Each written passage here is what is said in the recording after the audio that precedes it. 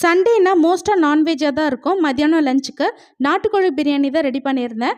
நம்ம சேனலில் ஏற்கனவே பிரியாணி ரெசிபி வந்து ஷேர் பண்ணியிருக்கேன்.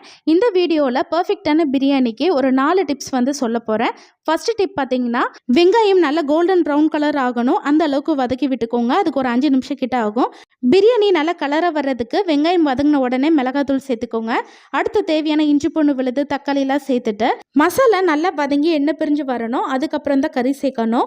அடுத்ததாக தேவையான தண்ணியில் சேர்த்துட்டு லாஸ்ட்டாக நெய் சேர்த்துக்கோங்க. நம்ம ஃபஸ்ட்டு நெய் சேர்க்குறத விட லாஸ்ட்டாக நெய் சேர்க்கும் போது பிரியாணிக்கு நல்ல ஒரு ஃப்ளேவர் கொடுக்கும். எப்பயும் போல் அரிசியும் தண்ணியும் சமளவு வந்ததுக்கப்புறம் தம் போட்டு இறக்கிட்டிங்கன்னா சூப்பரான பிரியாணி வந்து ரெடி ஆகிடும்.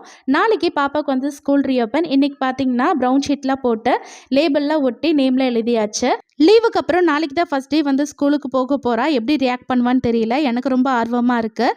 மத்தியானம் லஞ்ச் வந்து சூப்பராக சாப்பிட்டாச்சு. இன்னொரு வீடியோவில் பார்க்கலாம்.